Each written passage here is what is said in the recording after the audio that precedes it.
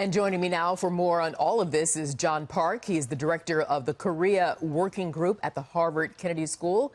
Dr. Park, good to have you here. And I want to jump right in asking you, what do you think is North Korea's strategy? And is Kim Jong Un to be trusted that he will operate in good faith? Well, first of all, Ethel, we're looking at the transportation of the totality of the North Korean leadership regime to Singapore. So that gives a sense that this isn't just purely for the optics aspect of it. This is a big part of the idea of the potential launch of a process that could lead to a lot of the details that could lead to an end of the Korean War, this idea of what would a denuclearization process look like. There's a lot at stake, and this is really the idea of beginning of that process. The notion of trust, there's deep distrust on both sides. But one thing we have to look at is that these two leaders are clearly unconventional by the standards of their respective countries. And so there is a streamlined approach now for these two leaders to engage and potentially launch this process that we'll see going forward. And indeed, President Trump saying, yeah, this is going to be more than a photo app. So what should President Trump say to Kim Jong Un in this meeting? I think a lot of those things have already been said. One of the key things, if you look at it, we've seen a unique array of personnel. We've seen relationships that have been developed, and we are now potentially seeing the beginning of a very robust process going forward. There are going to be a lot of ups and downs in the process, but there clearly is the indication of the forward movement. If you look at it, Secretary of State Pompeo is a critical player here. He's already met with Kim Jong Un twice. We've had Kim Yong-chol, essentially Kim Jong Un's main advisor, in the White House. So in terms of this early consultation, this type of interaction, this lays something of a foundation for this Singapore summit to go forward. Yeah, definitely a lot of groundwork that has been covered. I want to get to that in a moment, but I want to ask you right now, Dr. Park, should the U.S. stand steadfast that it's denuclearization or bust? Right now, there's so many different moving pieces here, Ethel. If you look at it, there is a component that, in many respects, the larger game plan is this idea of how do we link the different mechanisms. The South Koreans have had their big summit. April 27th, South Korean President Moon Jae-in met with Chairman Kim, and they laid out something called the Panmunjom Declaration. The key part about moving forward with the big projects between North Korea, South Korea, and potential Chinese involvement here as well, developing the economy and so forth, the early lifting will be done by South Korea and China. But in order to get there, there has to be progress on the denuclearization piece. And the idea that it's going to be a complex task is a big focus on this denuclearization mechanism, this denuclearization process. So is that a yes? Is it denuclearization or bust or not? Denuclearization is going to be a key component, but the managing of the expectations is this idea of who does what, where, when, and how. So the idea, yes, it is the core element, but it's how it's done is going to be a big basis of how much we see the net forward movement.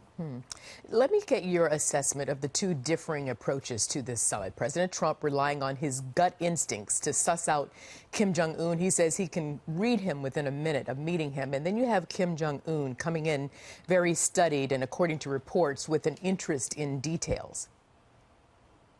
Well, one thing is that if you look at a lot of the footage, and we have a tremendous amount in a relatively short period of time about Kim Jong Un. Before just a few months, he was an enigma. The information that we had was really pieced by the interlocutors that he met with. And until we had Secretary and then Director of CIA Pompeo meet with Kim Jong Un, the previous American citizen to have met directly with Kim Jong Un was Dennis Rodman. So you see this kind of scale of the types of people that Kim Jong Un is meeting with, but he's very measured in his meetings. And so with that, I think this idea of the words and the dialogue on the North Korean side will be very measured. From President Trump's side, I think is a gauging of, is this the interlocutor that I can make the deals going forward? And this idea of a very complex process. There's no easy feat in even launching the denuclearization mechanism. It's this idea that in starting this, there will be a lot of contentious issues coming up along the way, but can the two of them resolve those issues ahead is the key component here. And how key are they? I mean, you've got these two really larger-than-life personalities. How key are these two players? I mean, you've already laid out for us the road leading up to this in terms of the groundwork that has been taking place. What about these two leaders themselves? Does the buck stop with them? It looks like with the two structures, we're seeing a streamlining of processes that make it look like that's the case. So in terms of indicators, it's unprecedented how we've seen the top-down approach. The two leaders have agreed to move forward, and they've delegated key individuals to make that happen.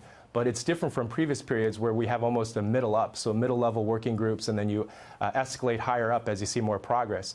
But in terms of these individuals, they are unique in the sense that this is very much about deal-making per se. Yeah. And so the idea of the traditional models and way negotiations have done in the past, they factor in, but it is very specifically on these individuals and how they see the path ahead.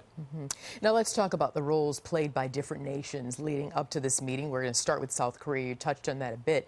And I like to describe it as President Moon scraped off the plaque of the relationship between the two Koreas in advance of this.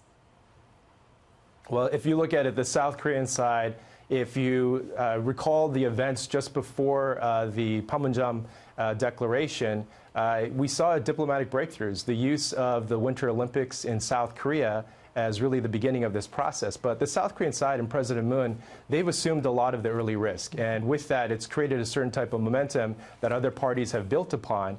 But I think if you look at the South Korean role in all this, they will seek to try to close gaps. When there was early a gap between President Trump and Chairman Kim, South Korean President Moon did a lot in terms of trying to close those gaps, and he's had the one-on-one interactions, and he has that unique role to play going forward as well. And then what about China, Russia, Japan? So on the Chinese piece, there's more on the background side. Even some of the high-profile events that we've seen have become background noise in many respects. Kim Jong Un has met with Xi Jinping twice now. And if you look at a lot of the preparations and the help that the North Koreans have been getting from the Chinese side, it's remarkable. Chairman Kim arrived in Singapore on a Chinese aircraft, a Air China 747. And if you look at the airspace in which he journeyed through, there's a lot to be said about this support coming from the Chinese side. They're very keen on seeing progress moving forward. Russia is still in the background. I think this idea of trying to establish a direct connection. Chairman Kim hasn't met with President Putin yet, but there's some works that we've seen some progress in that area as well. Prime Minister Abe right now, I think, is trying to get that kind of connection. And if we see the broader movement in these different mechanisms, there could be a space. But right now, because of the central focus on getting this denuclearization process underway, that would basically create the political space for other mechanisms to get underway. We're putting a lot of focus on this meeting in Singapore. Yeah. Leading up to this meeting in Singapore, as represented in this photo that I want to pop up here, is posted by German Chancellor Angela Merkel's camp, president coming from the G7 meeting. There were clearly some contentious moments. And now you have this Twitter feud with Canadian Prime Minister Justin Trudeau and President Trump. Does this affect President Trump's momentum or leverage on a level going into this summit with Kim Jong Un? I think it's important for the U.S. team to make that differentiation. That is a multilateral gathering.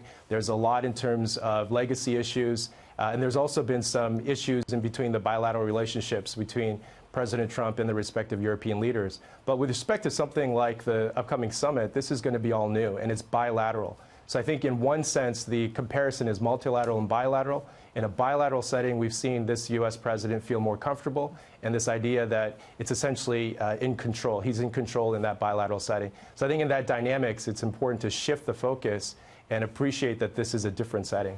Got it. Dr. Park, finally, of course, everyone is hopeful for a positive outcome. Where are the consequential pitfalls? Sure. First, in the North Korean analysis field, it still tends to be the single event analysis. Something happens and we look and try to read the tea leaves. Right now, I think it's important to widen the aperture and look at how a lot of different countries doing different things in a bilateral and in some cases trilateral settings.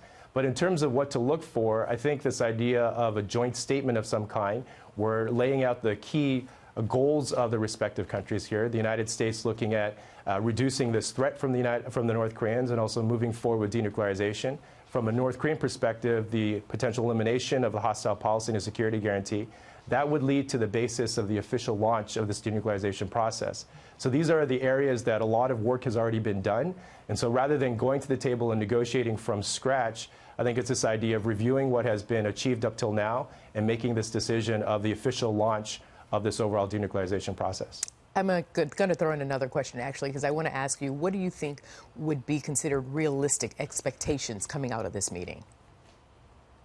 So already we've seen the managing of expectations, but the realistic steps forward, I approach it from a slightly different angle, is this idea of a lot has been done below the surface. And that's the part that I think we're going to see more of after the summit itself. But the fact that this has been in the works for a while and at the highest levels, that's a piece of it that I think we're going to see the announcement of things that have already been more or less agreed to. A lot has been done beneath the surface. Okay, so we're going to call this the submarine summit. How about that, Dr. Park? Really enjoyed talking to you. Thank you very much for your perspective, sir. Good to see you.